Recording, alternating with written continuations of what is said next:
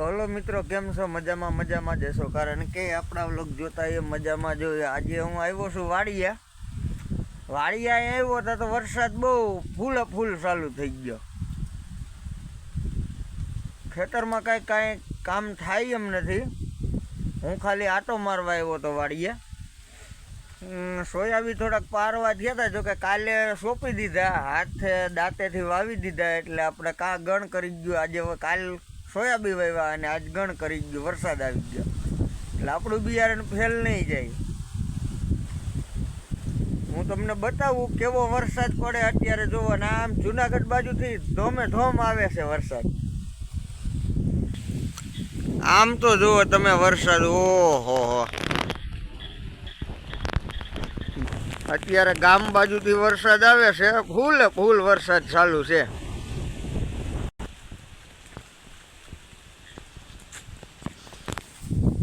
અહીંયા લગન વરસાદ પહોંચી ગયો છે. આ ડુંગર દેખાતો બંધ થઈ ગયો. અહીંથી આ બાજુ છે પણ ઓછો છે, પાછો આ બાજુ વરસાદ વધારે છે. જોવો તમે, હા હાઈલો જ આવે છે. આ રીતના સોયાબીન આપણે વાવેલા છે. એક તુવેરની મેકેલી છે, આ પડખે મૂકેલી છે, આ બે હાર સોયાબીનની છે, પાછી અહીંયા મૂકેલી છે. આ રીતનું છે, આવડા થઈ ગયા. જો વરસાદ હવે ચાલુ થઈ ગયો, વરસાદ પુષ્કળ પડે છે, એમાં કાંઈ ઘટે નહીં. હવે હું વાડિયાએ હલવાનો છું. આ વાડિયે નથી મકાન કે નથી કાંઈ. મકાન હતું એ પણ પાડી દીધું. જુઓ, નવું બનાવવું હતું ને એટલે પાડી દીધું. હવે હું અહીં એક શીકુડીને ઓથે આવી છું ને વરસાદ ચાલુ. આમ તો જુઓ વરસાદ પડે, વરસાદ હોય એટલે મજા જ આવે એમ. આ પાછો બેસી ગયો છું નિરાંતે, મજા જ આવી રાખે. વરસાદ પડે ને મજા આવે, ટાઢો પવન આવે. આવી છે અમારા ગામડાની જિંદગી. કોક દી આવો, મજા આવે.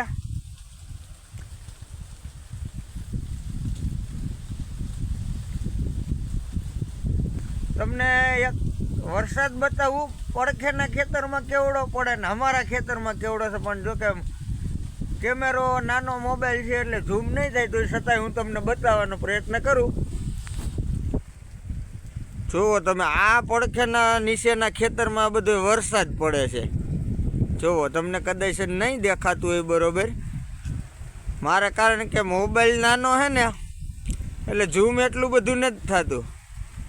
આમ તો જો પણ ખાલી 15 થી 20 મિનિટ આ રીતનો વરસાદ આવે ને એટલે નદી નીકળી જાય ધોમે ધોમ. અત્યારે અમારા ખેતરમાં નથી લ્યો, આગળ ફૂલ હતો, અટાણે કાંઈ નથી. જુઓ તમે,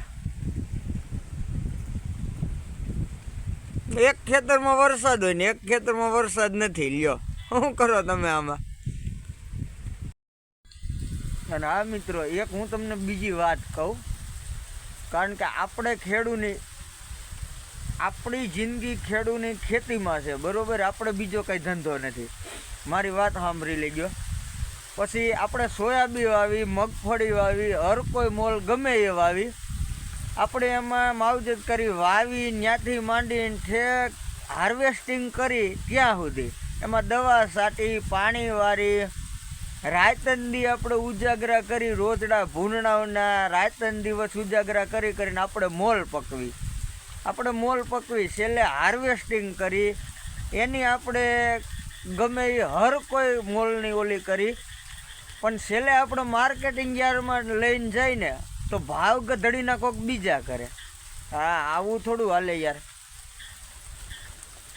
ભાવ તો અત્યારે આપણો ખેડૂતનો દીકરો મહેનત એવડી કરે છે, રાતનદી પાવડો પસાડી જીવ જનાવર, સિંહ દીપડા. અત્યારે અમારે બહુ સિંહ દીપડાનો ત્રાસ છે.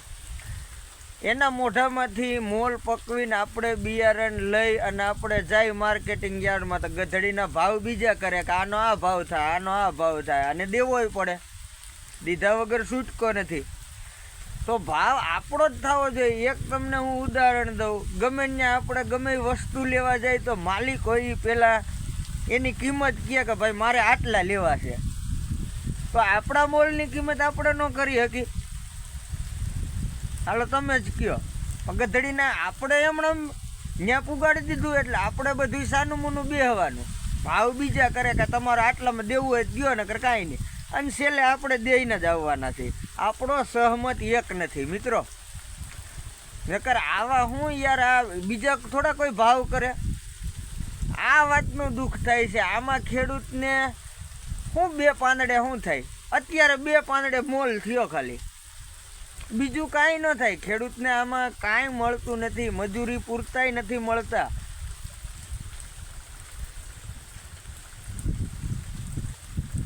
આવું હે.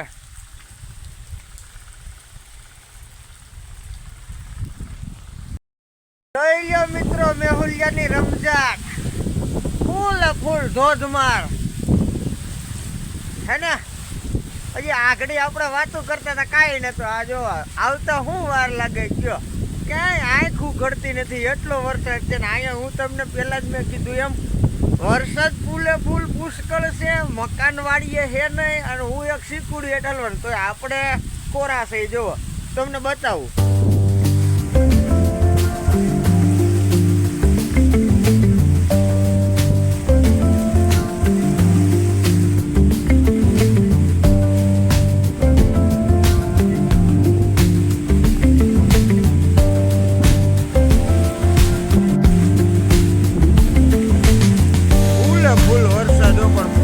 વરસાદ પડે એમ.